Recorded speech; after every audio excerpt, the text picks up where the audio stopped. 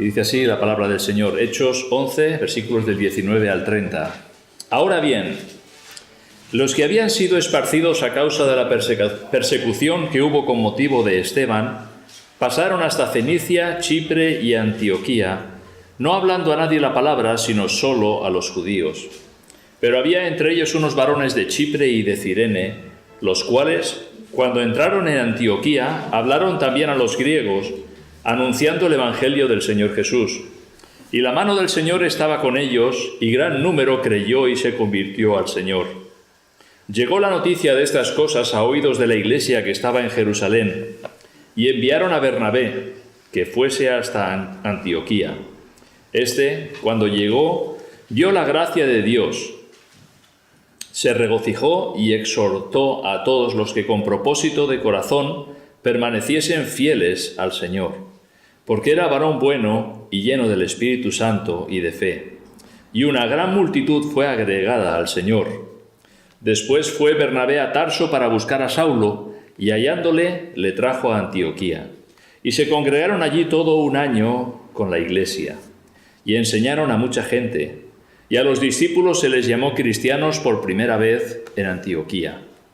En aquellos días unos profetas descendieron de Jerusalén a Antioquía, y levantándose uno de ellos, llamado Agabo, daba a entender por el Espíritu que vendría una gran hambre en toda la tierra habitada, la cual sucedió en tiempo de Claudio.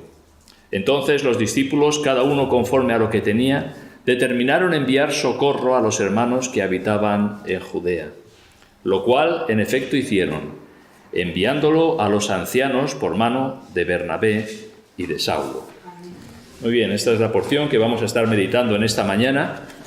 Y como sabéis, el libro de los Hechos es un libro muy interesante en las Escrituras, donde nos explica de qué forma el Evangelio se fue extendiendo, ¿verdad? Desde Jerusalén, cómo salió hacia Judea, Samaria y después regiones más lejanas, que son los que vamos a ver un poquito en esta mañana. Pero antes de entrar en el tema, vamos a tener una oración y después entramos en el tema. Señor, gracias te damos ahora porque podemos abrir las Escrituras, tu santa palabra inspirada por ti y que es útil para nuestras vidas. Y oramos, Señor, que esto pueda ser una realidad. Al considerar estas verdades de tu santa palabra, podamos coger esas enseñanzas de tu santa palabra y aplicarlas en obediencia en nuestras vidas, para que verdaderamente podamos ser transformados de día en día, más a la imagen del Señor Jesucristo. Pedimos tu dirección y guía del Espíritu Santo, en el nombre del Señor Jesús. Amén. Muy bien, la última vez que estuvimos considerando el libro de los Hechos, estuvimos en el versículo anterior, justo que hemos leído, y acaba con una preciosa exclamación. ¿Os acordáis? Esa exclamación dice, de manera que también a los gentiles ha dado Dios arrepentimiento para vida. Una exclamación. Esto lo dijeron aquellos hermanos que recibieron a Pedro, después de que Pedro había ido a Cesarea, había hablado con Cornelio, les había expresado el Evangelio del Señor Jesucristo y fueron salvos por la gracia de Dios. Algo que no podían entender los judíos, que Pedro entrase en una casa de hombres incircuncisos y comiese con ellos. Hasta tal punto, ¿verdad? Podrían ver que se había corrompido. Pedro expone claramente cómo el Señor le guió a esa situación y cómo fue dirigido por el Espíritu Santo.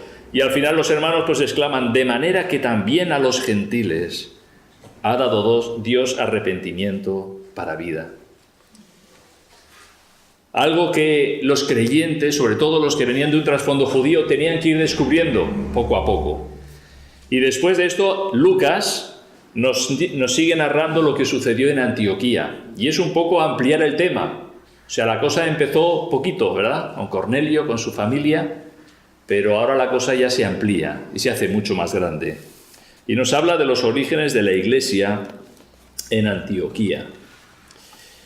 Leemos en el versículo 19. Dice, ahora bien, los que habían sido esparcidos a causa de la persecución que hubo con motivo de Esteban, esto es lo que sucedió en el capítulo 8, lo vemos en los primeros versículos, dice, pasaron hasta Fenicia, Chipre y Antioquía, no hablando a nadie la palabra, sino solo a los judíos, ¿veis? Acabamos de leer esa expresión, esa exclamación, de manera que a los gentiles ha dado Dios arrepentimiento. Los que fueron esparcidos solamente hablaban a ¿quiénes? a los judíos, no hablando a nadie la palabra, sino solo a los judíos. Era algo que Pedro había entendido, era algo que algunos hermanos habían entendido, pero era algo que la iglesia del Señor en su totalidad tenía que entender, que el Evangelio no era solamente para el pueblo de Israel, sino que también alcanzaría a los judíos. Vemos como Lucas, después de estar hablando pues, de la casa de Cornelio en el capítulo 10, de la conversión de Saulo en el capítulo 9, pues retoma la narración de lo que sucedía en el capítulo 8, los que fueron esparcidos por motivo de la persecución que hubo con la muerte de Esteban. Nos dice en el capítulo 8, versículo 1, salieron por las tierras de Judea y Samaria. Y también nos dice que iban por todas partes anunciando el Evangelio. Muy bien, aquí nos habla de otros lugares. Aquí nos habla de Fenicia, de Chipre y Antioquía. Y voy a poner un mapa para que podamos entender aproximadamente, no sé cuántos estáis familiarizados con las regiones bíblicas, pero para que podamos situarnos un poquito de hacia dónde se extendió el Evangelio. Vemos Jerusalén, luego Judea, es toda la región que hay aquí alrededor, luego Samaria, un poquito más al norte, y ahora nos habla de otras 3 regiones. Nos habla de Fenicia, Chipre y Antioquía. Fenicia lo tenéis aquí, es toda esta región, Chipre, la isla, y Antioquía, esta ciudad, ¿vale? Antioquía actualmente se llama Antioquía de Siria en las Escrituras, actualmente está en Turquía, tendríamos que decir Antioquía de Turquía, pero en los tiempos bíblicos pertenecía a Siria, ¿vale? Vemos como la extensión del Evangelio que nos está narrando Lucas, pues tira hacia el norte, ¿verdad? Hacia la costa de Jerusalén, Judea, Samaria. Vemos Cesarea, aquí es donde se convirtió Cornelio, con Pedro, Jope, que también estuvo Pedro, y Lida, que está por aquí al lado, no sale el nombre, pero Lida también estaba por estas regiones. Y vemos como poco a poco de Jerusalén, lo que dijo el Señor, me seréis testigos en Jerusalén, en Judea, en Samaria y hasta lo último de la tierra. Entonces aquí lo que nos está hablando es la extensión, ¿vale? La extensión de Fenicia, Chipre y Antioquía. Es lo que nos está diciendo en este versículo. Y de nuevo vemos la exclusividad del Evangelio para los judíos. No hablaban a nadie del Señor Jesús que no fuera de los judíos. Los gentiles no eran participantes ni de oír el Evangelio. Estaban demasiado lejos, seguramente consideraban los judíos. Ellos no tenían ni la ley, ni los profetas, ni los salmos. Ellos no tenían un trasfondo del Dios de Israel. Y ellos lo veían como demasiado alejados de Dios. Ellos seguían y adoraban a muchos otros dioses. Todas estas regiones, vaya, se nos ha ido. Todas estas regiones tenían sus propios dioses. De los fenicios. Ahora sí.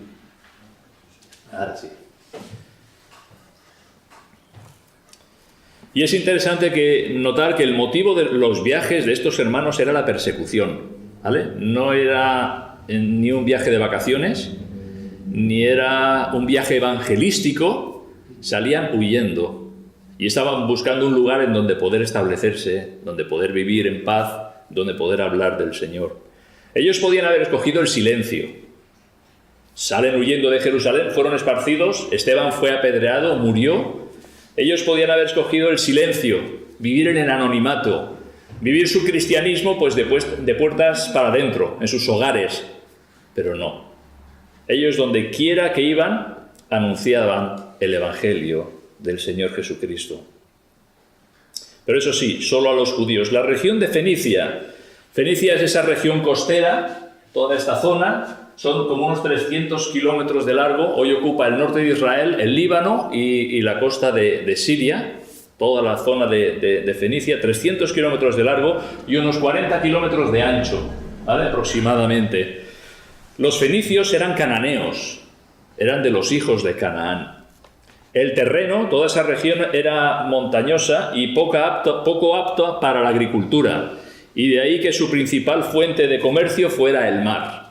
Estaban ahí tocando al mar y era su principal fuente de comercio. Construían barcos. Fueron grandes constructores de barcos los fenicios. Navegaban, eran grandes marineros. Comerciaban por todo el Mediterráneo y hacían tintes que extraían de ciertas conchas marinas. vemos que todo era dirigido hacia el mar, ¿verdad? De ahí sacaban todos sus recursos, hacia el mar. Su imperio, de hecho, fue el mar Mediterráneo. Fundaron la ciudad de Cartago e incluso en Gibraltar se descubrieron una gruta donde habían amuletos fenicios, hasta Gibraltar, fijaros, o sea, es que salían y prácticamente eran los señores de todo el Mediterráneo, ¿verdad? Como navegaban y era su imperio, el Mediterráneo. La ciudad de Cádiz tiene unos orígenes fenicios, también curiosamente, se llamaba Gadir, ciudad de Gadir, hoy día Cádiz. Los principales puertos de Fenicia eran Tiro, otra vez se ha ido. Hoy me está pasando a mí lo que a Javi. Vamos a ver. Los principales puertos de Fenicia eran Tiro y Sidón, ¿vale? Los dos principales puertos de Fenicia. Y desde ahí transportaban y comerciaban con todo el Mediterráneo. Muchos de los, leemos en Primera de Reyes, la madera que Salomón usó para construir el templo venía de Tiro, de Sidón, venía de Fenicia. La llevaban hasta el mar y con grandes balsas la transportaban hasta donde convenía para descargarla e ir a Jerusalén. Posiblemente bajaban desde aquí por el mar y luego de aquí lo cargaban para llevarlo a Jerusalén. En los días de la reconstrucción del templo, con Esdras también, en Primera de Reyes 5:9, Jezabel, ¿recordáis aquella malvada reina de Israel, esposa de Acab? Jezabel era hija del rey de Sidón. Y ella introdujo la adoración a Baal y a Asera. Los fenicios tenían y adoraban a muchos dioses. Tenían a Astarte, que era llamada la reina del cielo, sale en Jeremías 7:18. Tenían a Baal, tenían a Dagón, Moloc, entre otros. O sea, tenían muchos otros dioses. Entonces, claro, los que iban esparcidos iban anunciando el evangelio, pues a los judíos.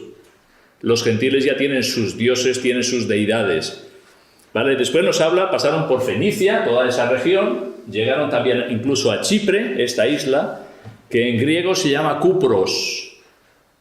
Cupros, que significa cobre. Y esto es por las numerosas minas de cobre que había en aquella isla, ¿vale? Chipre en griego es Cupros y significa cobre. Es la tercera isla más grande del Mediterráneo, no muy alejada de la costa. Un buen lugar para buscar refugio también, ¿verdad?, de la persecución. Había una importante colonia judía. Nos dice la Escritura que Bernabé era levita natural de Chipre. Bernabé era de Chipre. Y luego nos habla de Antioquía, ¿vale? Fenicia, Chipre y Antioquía. Hay que distinguir dos Antioquías en el libro de los Hechos. Una es esta Antioquía, Antioquía de Siria, y otra, si os fijáis, ¿veis aquí arriba? Antioquía de Pisidia. Son dos Antioquías que salen en la Biblia. Antioquía de Siria y Antioquía de Pisidia. Aquí nos centramos en Antioquía de Siria, que es un lugar pues muy importante en el libro de los Hechos. Antioquía de Siria, como he mencionado, hoy día pertenece a Turquía, ¿vale? Fue construida por Seleuco Nicátor y le puso el nombre en honor a su padre, Antíoco, en el 300 a.C. Era en aquel tiempo la tercera ciudad en importancia del Imperio Romano. Es curioso, ¿eh? La tercera ciudad en importancia, después de Roma y de Alejandría. Contaba aproximadamente con unos 500.000 habitantes. Está situada a unos 480 kilómetros de Jerusalén, Antioquía, 480 kilómetros al norte. Y está a unos 30 kilómetros del mar Mediterráneo. Tiene el río, aquí no aparece, pero hay un río que va de Antioquía hasta el mar Mediterráneo, un río navegable, se llama el río Orontes, y eso facilitaba pues el poder llegar al mar, ¿verdad? Y salir al mar, a navegar, a comerciar, a pescar, a lo que fuese. Y luego Antioquía estaba en un cruce de rutas comerciales muy importante, tanto de norte a sur como de este a oeste, o sea, era un lugar donde había mucho tráfico de personas, una ciudad muy cosmopolita. Antioquía. Y también había una importante colonia judía de la diáspora. Sus habitantes eran considerados sarcásticos y disolutos, debido en gran parte a la religiosidad pagana con sus ritos y festividades. Poquito de contexto para saber y situarnos por qué lugares fue avanzando, ¿verdad?, el Evangelio del Señor Jesucristo. Los que fueron esparcidos iban por todas partes hablando del Señor Jesús, predicando el Evangelio, pero a los judíos, ¿vale? En el versículo 20 nos dice: pero había entre ellos unos varones de Chipre y de Cirene, ¿vale? Entre aquellos que fueron esparcidos, habían unos varones de Chipre y Cirene. Cirene no aparece aquí, bueno, lo veis ahí abajo, ¿lo ves? Cirene en la puntita, allí. ¿Quién fue de Cirene? ¿Quién recuerda a alguien?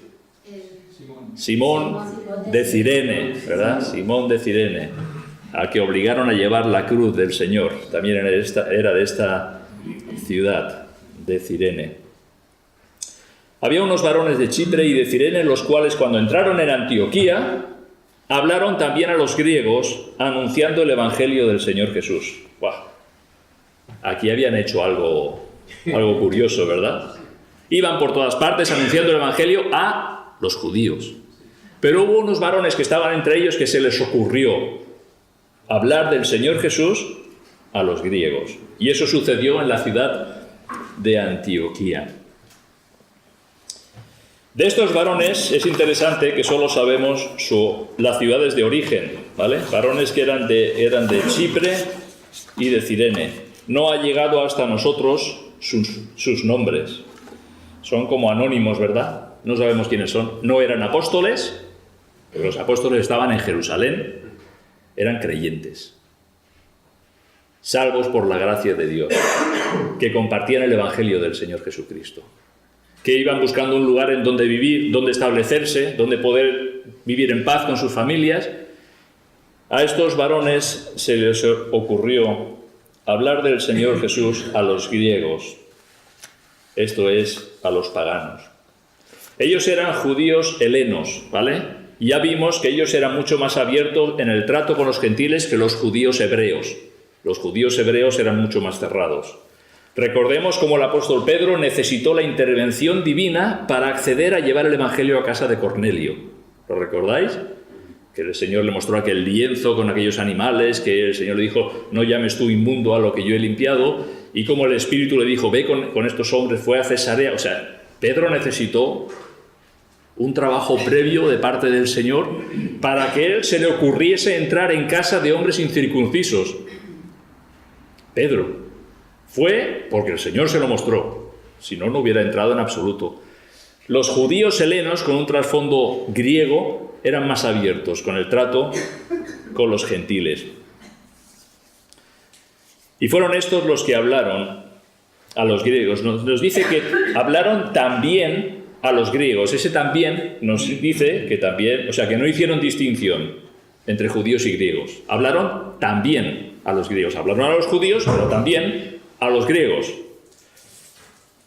Anunciaron el Evangelio del Señor Jesús.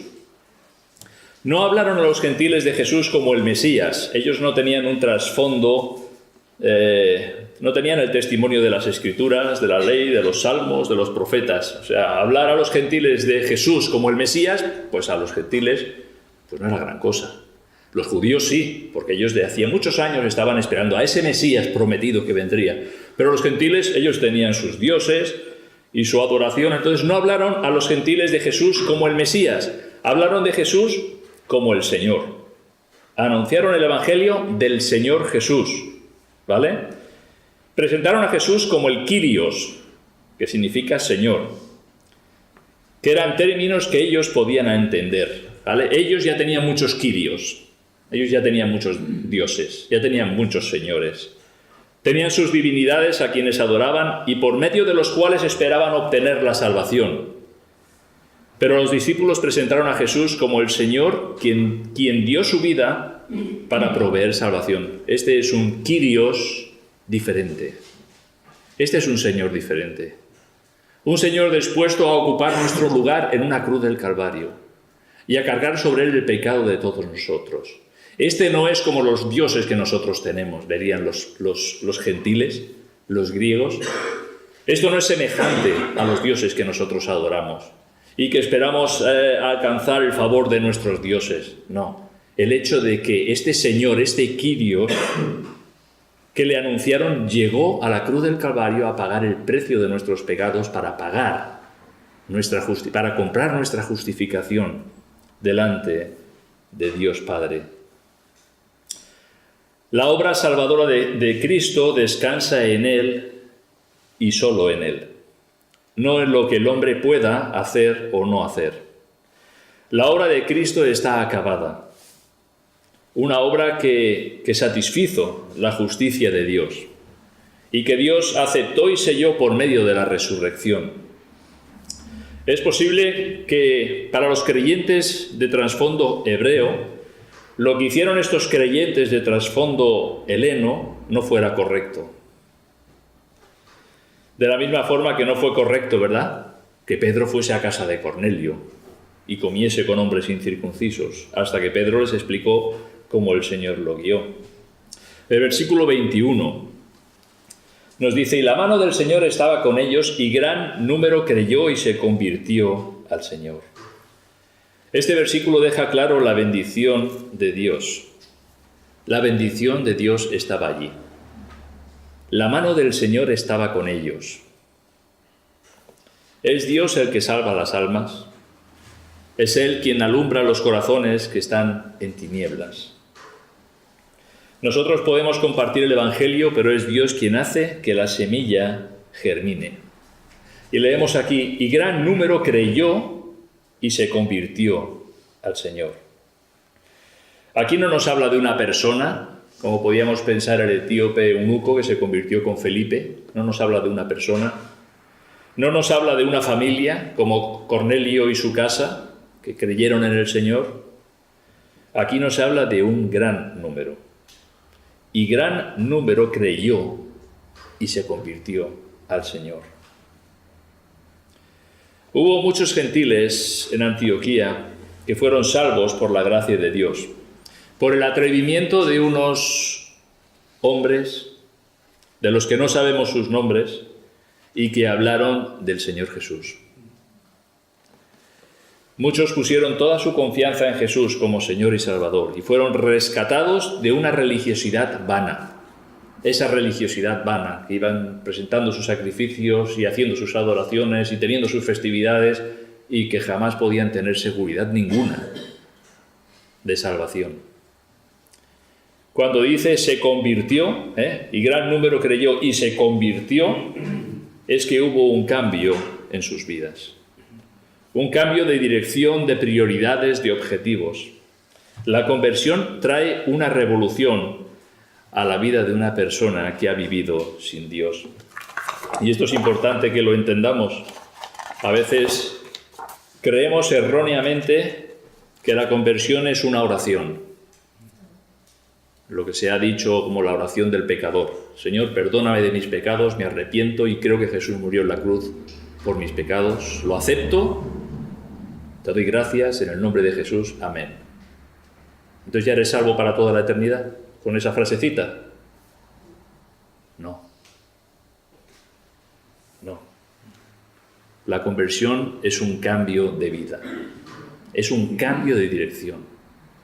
Sí, puede tener su origen en una oración semejante, pero es una oración que se confirma todos los días en la vida de una persona que ha nacido de nuevo. No es que yo ya creí en el Señor Jesucristo en tal lugar, o levanté mi mano, o pasé al frente en una iglesia cuando hicieron la invitación. No. Puede ser algo emotivo en un momento, puede ser algo sincero, pero la conversión es algo que se lleva todos los días, hasta que estemos en la presencia del Señor. Versículo 22.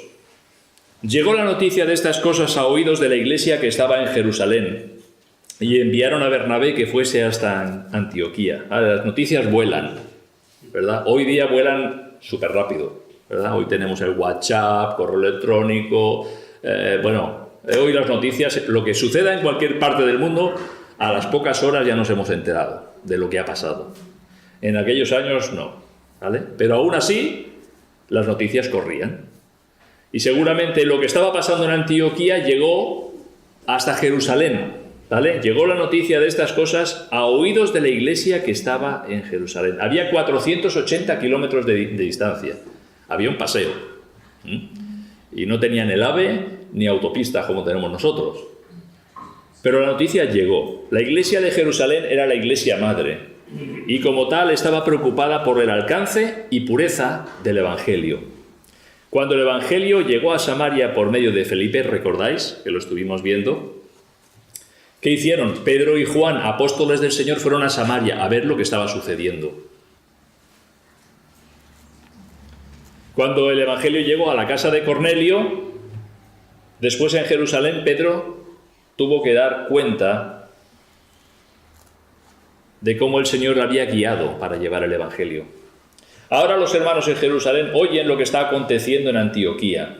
Los gentiles creyendo en el Señor Jesucristo. Y entonces, ¿qué dice? Decidieron enviar a Bernabé, que fuese hasta Antioquía. Bernabé, recordáis, hemos dicho que era natural de Chipre, ¿vale? Uno de los varones, o algunos de los varones que predicaron a los gentiles eran de Chipre y de Cirene, ¿verdad? Entonces, bueno, ahí estaba Bernabé. Bernabé no era apóstol, pero fue un colaborador muy estrecho con los apóstoles del Señor. Decidieron enviar a Bernabé que fuese hasta Antioquía. Ande Bernabé, 480 kilómetros. Ves a ver qué pasa allí. Pues fue Bernabé a ver qué es lo que estaba aconteciendo. Bernabé, en el capítulo 4 lo vemos, como nos dice la Escritura, nos da testimonio de él, que tenía una heredad y la vendió y puso todo el dinero de lo que había de la venta a los pies de los apóstoles para que fuese administrado entre los pobres. En el capítulo 9 vemos a Saulo de Tarso, que se convirtió, estaba por Jerusalén, nadie quería juntarse con él porque le tenían miedo, y Bernabé cogió a Saulo de Tarso y lo llevó delante de los apóstoles, ¿verdad? Entonces vemos el corazón que tenía este hombre, Bernabé. Y ahora lo vemos como enviado de la iglesia madre, digamos, de la iglesia de Jerusalén, para que fuese hasta Antioquía a ver lo que allí acontecía. Versículo 23. Cuando llegó y vio la gracia de Dios, se regocijó y exhortó a todos a que con propósito de corazón permaneciesen fieles al Señor.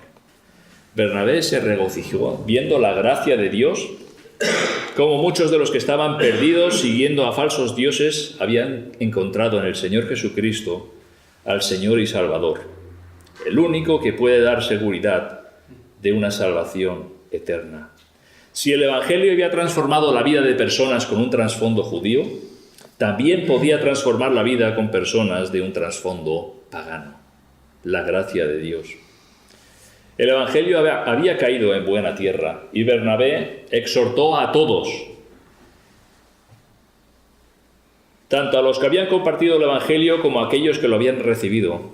¿A qué? A ser fieles al Señor. A ser fieles al Señor. Como he mencionado, la salvación no es fruto de una emoción pasajera, sino que es una convicción del alma en la que hay que perseverar hasta que estemos en la presencia del Señor. ¿Veis la diferencia, no? Emoción pasajera o convicción del alma. Una convicción del alma es algo que está bien arraigado, que ya puede soplar el viento, que ya puede venir tormentas, que ya puede venir dificultades en la vida. Es que yo he creído en el Señor Jesucristo. Él es mi Señor y mi Salvador. Dice, con propósito, exhortó a todos a que con propósito significa con ánimo, con intención, con objetivo de corazón, permaneciesen fieles al Señor. Ahora, habéis empezado, habéis creído en el Señor Jesucristo, habéis empezado una nueva vida. Los que están en Cristo dicen, nueva criatura es. Si alguno está en Cristo, nueva criatura es. Las cosas viejas pasaron, y aquí todas son hechas nuevas. Ya debían de dejar sus dioses, su adoración, sus rituales paganos, y debían de centrarse en aquel Señor al que habían creído por la fe. La determinación en la vida cristiana es diaria. A veces, es cierto, con más intensidad, otras veces con menos intensidad, pero siempre queriendo agradar a nuestro Señor.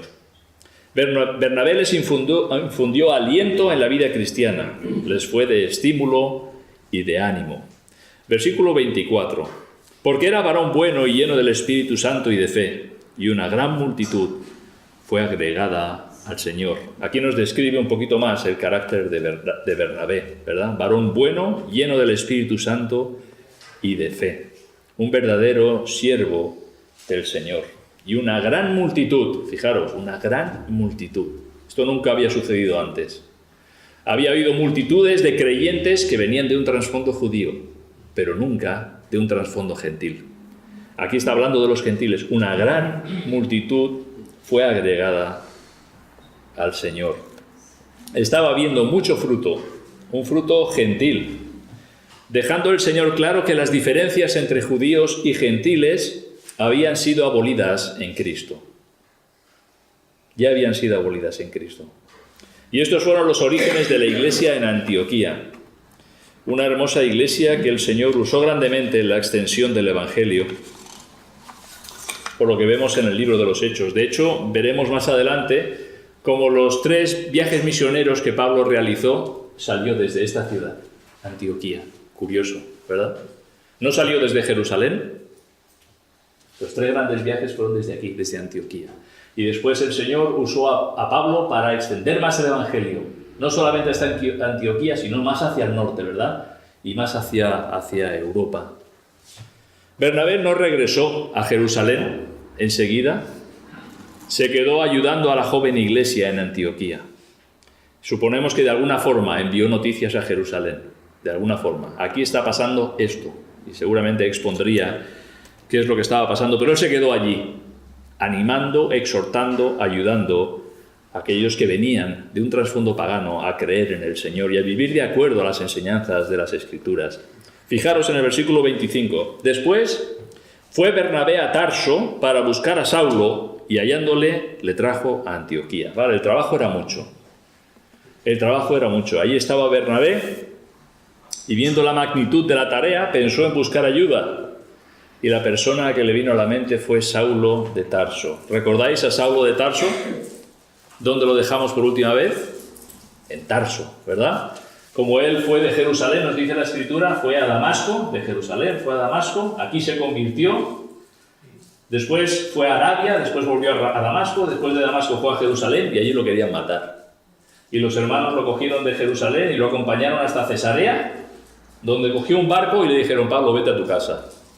Y cogió el barco, se fue navegando a Tarso. Aquí era la ciudad de Saulo de Tarso. Allí estaba.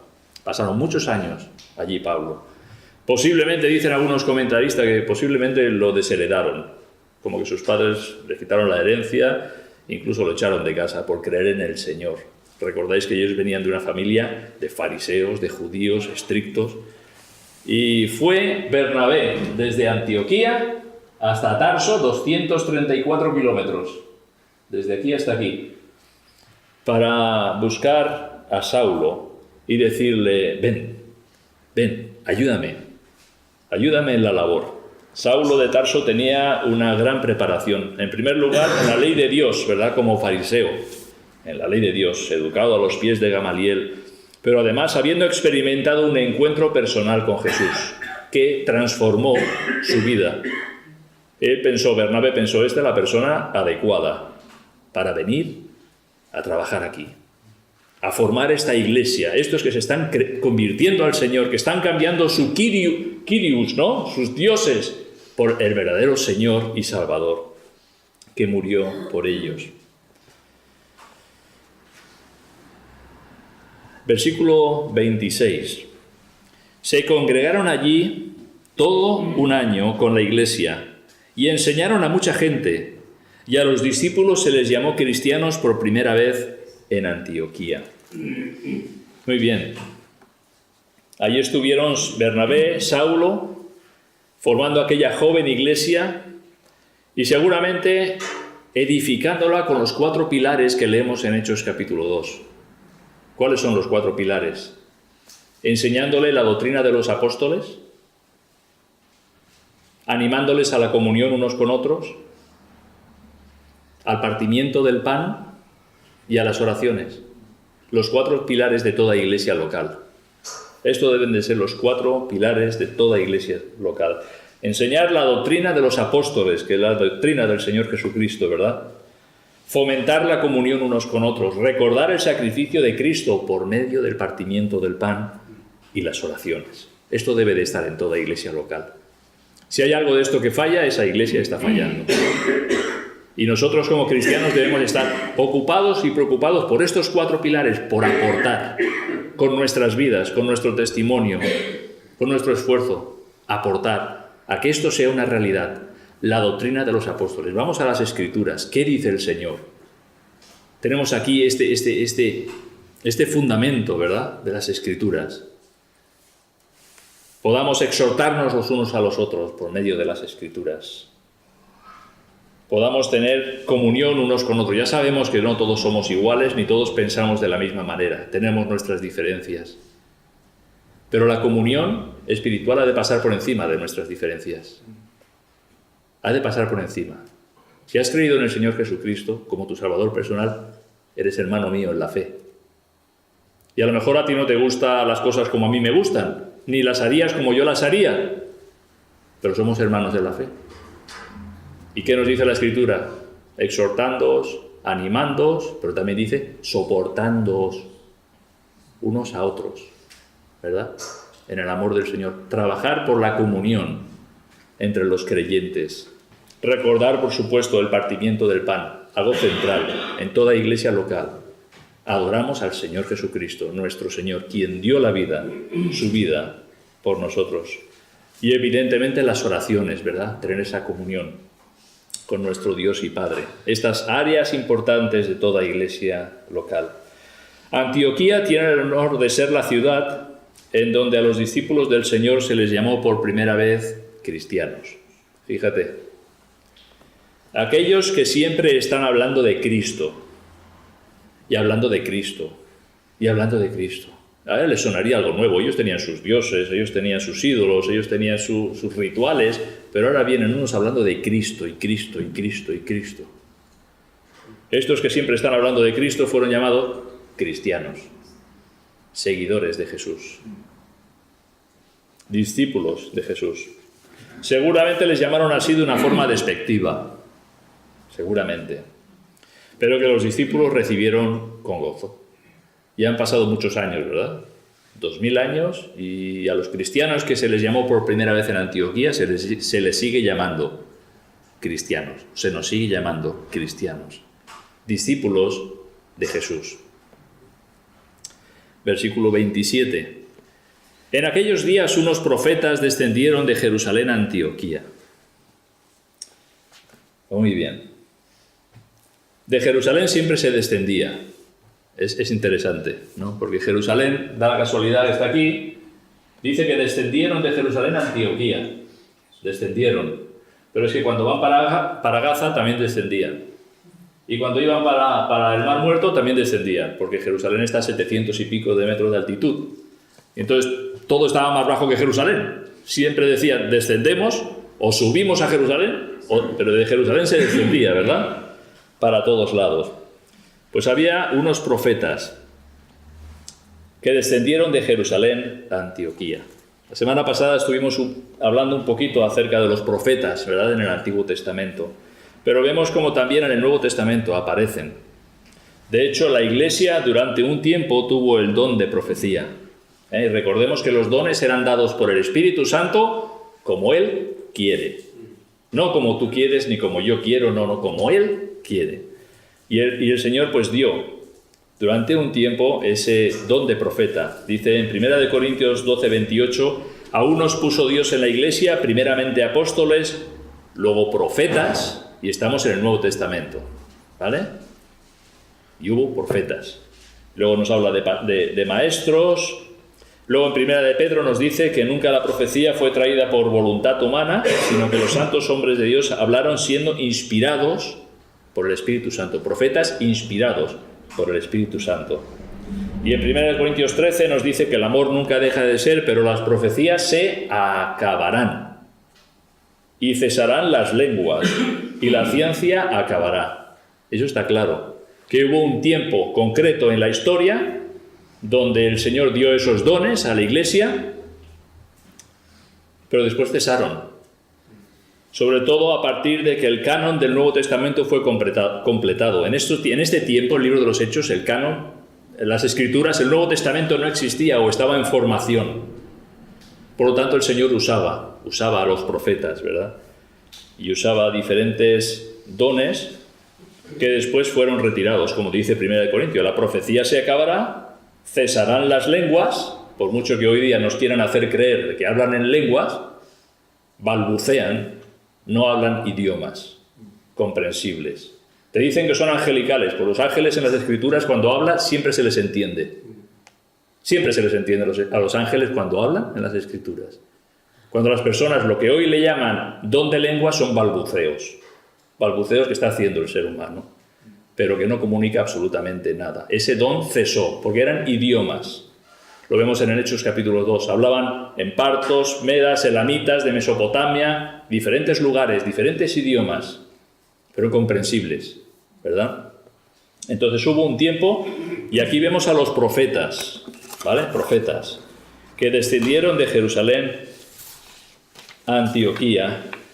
Y en el versículo 28 nos dice, y levantándose uno de ellos, no sabemos cuánto iban varios, levantándose uno de ellos, llamado Agabo, daba a entender por el Espíritu, siempre los profetas están sujetos al Espíritu, que vendría una gran hambre en toda la tierra habitada, la cual sucedió en tiempo de Claudio. Muy bien, tenemos a la iglesia en Antioquía, una iglesia creciendo, multitud de gentiles que creyeron en el Señor. Saulo, Bernabé, enseñando a la iglesia, formándose la iglesia, creciendo en la doctrina de los apóstoles, la comunión unos con otros, el partimiento del pan en las oraciones, esa iglesia que se va formando en el Señor. Y llegan unos profetas de Jerusalén con algo doloroso, porque hambre en la tierra es doloroso, ¿verdad? El hambre es dolorosa, trae sufrimiento. Y Agabo profetiza que vendría, por revelación del Espíritu Santo, que vendría sobre la tierra una gran hambre. Lucas, habiendo ya pasado el tiempo, lo identifica históricamente con los días de Claudio. Claudio, el emperador romano, creo que fue el cuarto emperador romano. Claudio, también interesante, un personaje interesante en la historia, Claudio. Claudio gobernó desde el año 41 al 54 después de Cristo. Parece ser que hubieron años de sequía, malas cosechas, escasez de productos y subida de precios. O sea, una situación bastante mala. Entre los años 45 y 48 hubo una gran hambruna que afectó principalmente a Judea.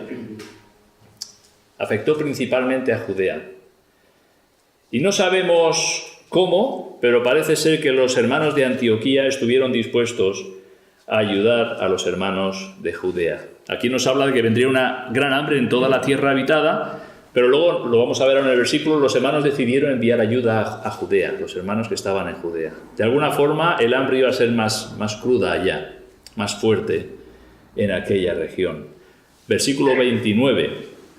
Entonces los discípulos, ¿vale? ¿Qué discípulos? Los de Antioquía. ¿Sí? Estamos en la iglesia de Antioquía, los profetas vinieron a Antioquía, allí profetizaron, entonces los discípulos, con un trasfondo gentil, cada uno conforme a lo que tenía, determinaron enviar socorro a los hermanos que estaban en Judea. Fíjate, es que es impresionante. Determinaron enviar socorro a los hermanos que estaban en Judea. Es muy significativo el hecho de que unos creyentes gentiles, de trasfondo gentil, estuviesen dispuestos a ayudar a unos hermanos en la fe de trasfondo judío. Y sin duda esta circunstancia fortaleció los lazos de amor fraternal entre unos y otros. Los hermanos de Judea, agradecidos al Señor por el socorro recibido de los hermanos de Antioquía. Y los hermanos de Antioquía poniendo en acción el amor fraternal. Esto nos habla de que la enseñanza que estaban dando Saulo y Bernabé era apropiada, ¿no? Parece ser que sí. Parece entenderse que sí, derribando todas las barreras, no. Ayudamos a los blancos, o ayudamos a los negros, o ayudamos a los amarillos, o a los verdes. No, o sea, vamos a ver. El Señor ya ha roto toda distinción. Ya no hay judíos y gentiles, sino que entre judíos y gentiles el Señor ha formado un pueblo, que es la Iglesia. Cuando estaba meditando en esto me Me vino a la mente los hermanos en Venezuela, curiosamente, ¿verdad? Me vino a la mente. Dice en Gálatas: no nos cansemos pues de hacer bien, porque a su tiempo segaremos y no desmayamos. Así que según tengamos oportunidad, hagamos bien a todos y mayormente a los de la familia de la fe. Hay un vínculo espiritual entre otros hermanos que han creído en el Señor. Y tienes a los hermanos en Antioquía que decidieron enviar socorro a los hermanos en Judea debido a la situación que ellos estaban viviendo. Y versículo 30, fijaros, dice: lo cual en efecto hicieron. No se quedó en planes. ¿Qué os parece? Podemos hacer esto, podemos hacerlo. Dice: lo cual en efecto hicieron, enviándolo a los ancianos por mano de Bernabé y de Saulo. No se quedó en buenas intenciones, sino que en efecto lo hicieron. En efecto ayudaron a los hermanos en Judea. Recogieron ofrendas cada uno según lo que tenía, unos con más posibilidades, otros con menos, pero con un sentido de amor fraternal hacia aquellos que estaban en dificultades. Y dice que lo enviaron por mano de Bernabé y de Saulo. ¿Quién se quedó en la iglesia de Antioquía? Supongo que la labor que habían estado realizando Pablo y Bernabé, pues eso hizo que otros hermanos empezaran a enseñar a la iglesia, crecieran en la fe y empezaran a enseñar y empezaran a ayudar en la obra. Porque si los responsables eran Saulo y Bernabé y se marchan, ¿quién se queda? La iglesia ya estaba empezando a echar raíces, ¿verdad? A coger. Lo enviaron a los ancianos por mano de Bernabé y Saulo. Fueron los portadores de aquella ofrenda. Y los destinatarios fueron los ancianos. Ellos fueron los responsables de distribuir la ayuda de acuerdo a las necesidades de los hermanos. Los ancianos en Jerusalén. Ellos fueron quienes recibieron la ofrenda de los hermanos en Antioquía y quien la distribuyó. La distribuyeron de acuerdo a las necesidades de los hermanos. Saulo volvía a aquella ciudad que años atrás tuvo que salir, tuvo que dejar,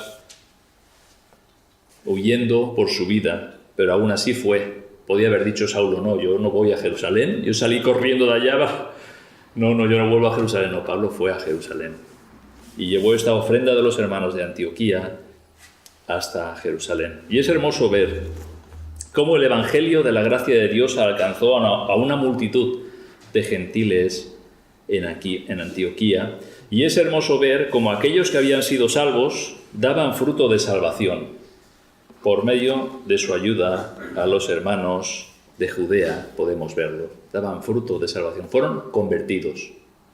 No solamente hicieron una decisión en un día, fueron convertidos, hubo una transformación en sus vidas. Y de hecho el Señor usó esta iglesia que hoy hemos visto nacer por medio de las Escrituras, la usó grandemente, y lo vamos a ver en el libro de los Hechos, grandemente para la extensión del Evangelio. A partir de ahí, como veis, todas estas líneas son los diferentes viajes que hizo el apóstol Pablo. En unos fue con Bernabé, en otros fue con Silas, después se juntó con Timoteo, y vemos como el Evangelio, pues ahí fue. Interesante. Todo esto que vosotros veis aquí, todas estas zonas que estuvo, ¿sabéis lo que es hoy día? Es Turquía, donde se persigue a los cristianos, donde se persigue el Evangelio. Es interesante, ¿no? Que donde realmente se propagó el Evangelio de una forma tan maravillosa, hoy día el Evangelio se ha prohibido. Se pongan tantas restricciones. Hay este hermano que conoce, nuestro hermano Antonio, se llama Madrigal Ángel. Carlos Madrigal, español, haciendo una labor ahí en Turquía, ¿verdad? Pero hoy día difícil, interesante, ¿verdad? Nacimiento de la iglesia en Antioquía. Y si Dios quiere, pues ya iremos avanzando en el libro de los Hechos, viendo cómo el Señor usó a tantos hombres para que el Evangelio fuera hasta lo último de la tierra.